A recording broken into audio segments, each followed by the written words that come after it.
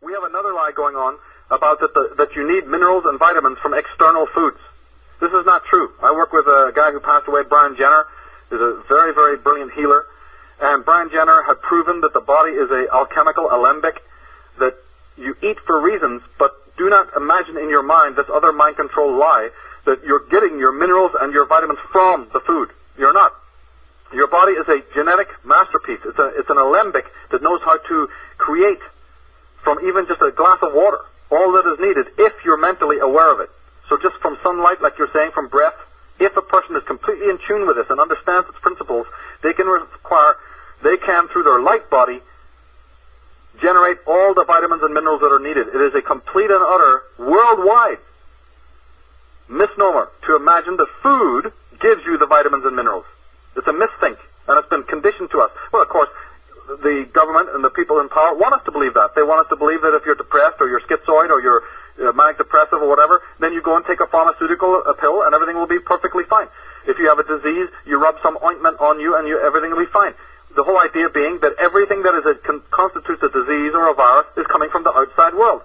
They never want to tell you, no, it's coming from within you. It's your thinking that is bringing this disease condition about. Your thinking or your diet or, you know...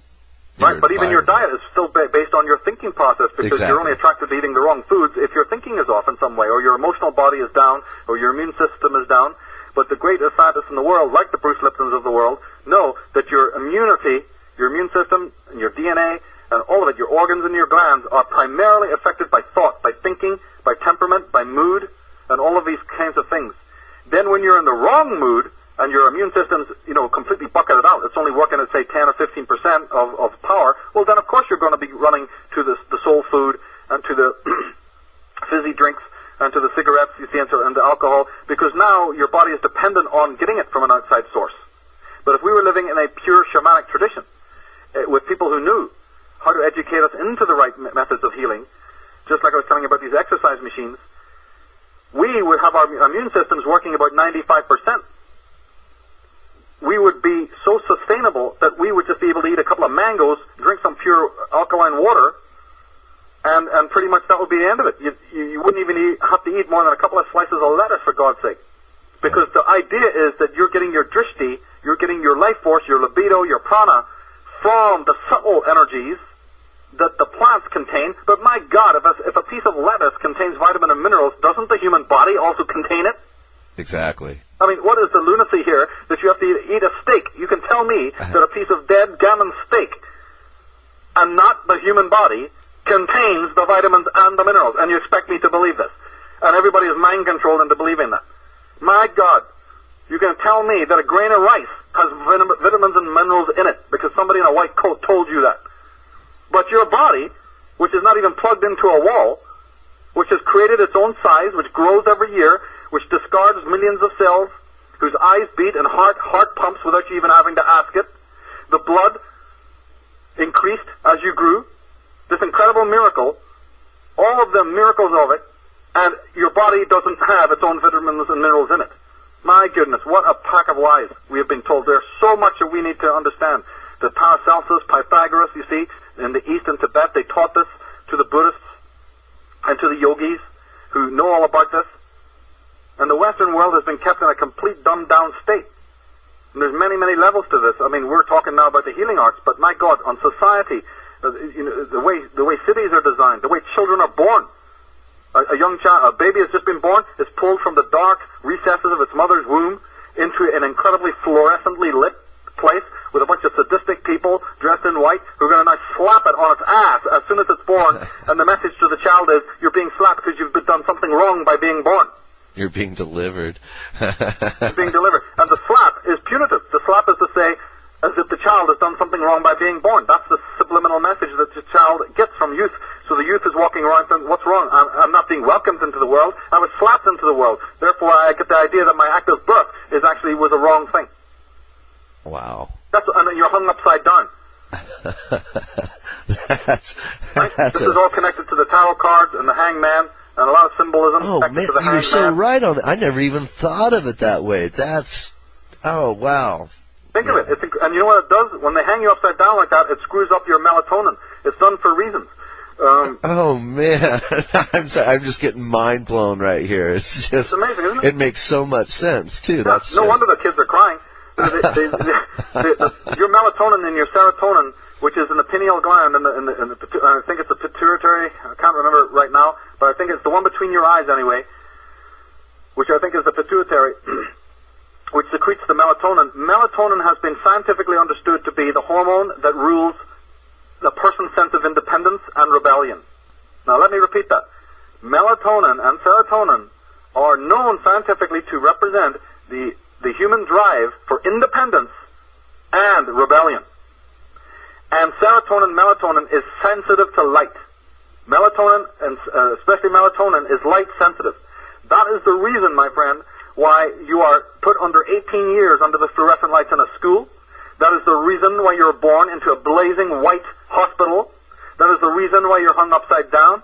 That is the reason why police will use the light on you in the old interrogative ways that they used to do, and even now, when they pull you over in the car, the guy's got the headlights on. Hey, but that's not good enough. He's got to put the whole damn spotlight in your face, and then when he comes with his flashlight, he's got to put that in your face. Now, why would they want to do that? That's man. And I'll tell you why. It's because from the time of birth, our melatonin reading, each person's melatonin river, it's a river. Hormones are like a river of life. I think there's 13 hormones in the body or something like that. I may be wrong.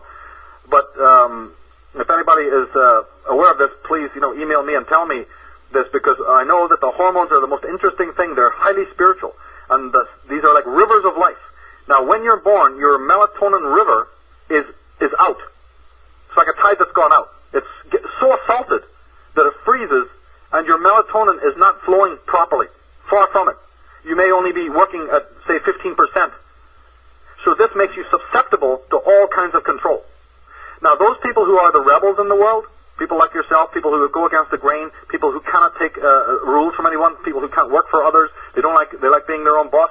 It's possible that their parents brought them up in a different, or some variable or some factor happened in which their melatonin wasn't as malice affected, and therefore they grew up with a higher sense of independence. But the most of the world who go through the traditional ways, the circumcision and all of this stuff, and who work in these gigantic buildings. I was just going to mention circumcision too. I was just going to mention that, because circumcision, I mean, that's just got to be so traumatic on a child. It's, yeah, that's amazing analogy though. I mean, with the light, that I've never even came close to thinking of anything on those means until now. Right. So. Well, now that you know this, now observe why it is that the lights are left on in the cities all over the world. I am just awestruck. Yeah, people have left work at 5 o'clock. By 7 o'clock, even the cleaning is done. Then you tell me why it is that from 9 o'clock till the following morning, the lights are on in all the tower blocks. I'll tell you why. It has to do with subliminal control of the human race. The very fact that the buildings are even skyscrapers in which the car goes underneath the car park, and you come out and underneath the car park and you ascend up in an elevator to your office, is all based on the phallic symbolism of ancient times and the obelisk of being inside a building that has glass on the outside, with the idea is you can't see in, but we can see out. Well, that's a suit of armor. That these are the new suits of armor that we go and work inside every day. That, this whole idea of the private space, that we can see you, but you can't see us. And we go inside in the same way that the sperm goes into the, under the testicles, and then rises up through the elevator to the place of work, to the office, in the firm, the F-I-R-M, the firm, which comes from the word herm, or Hermes, or hermetic, all which has phallic masculine connotations, because everybody wants to be part of the big penis. Everybody wants to feel that they're the great knight in shining armor. There's been a subliminal thing done on us even in the designs of cities. Then the lights are left on. Then we're sitting under the fluorescent lights in the school. There's no ambient lighting, because they don't want shadows in your life. They don't want you to have rest. Now, knowing this, turn on the television and watch the commercials, how much light they're throwing at you every 5 seconds. Look how much light is used in commercials, and look at the way that light is done.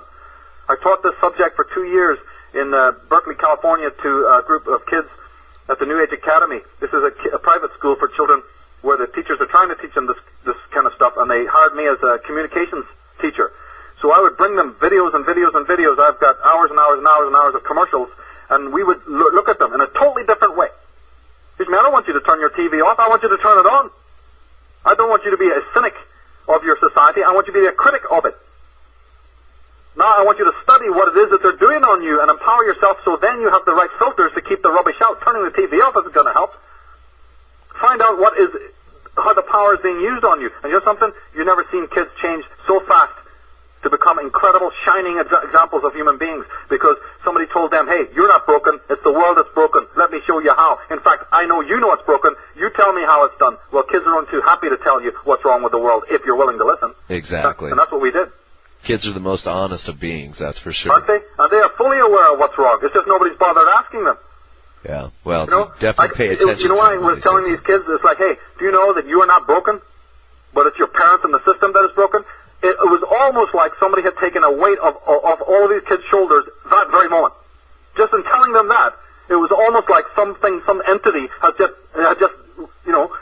departed from the building, like an exorcism had taken place. Because nobody has even told most of the children of the earth that simple fact. And then we wonder why they're delinquent, murderous, criminals, sitting in their rooms depressed. I'll tell you why. It's very simple. They're in a world of lies. Yeah, they're in a world of control. The world of control and lies, that's right.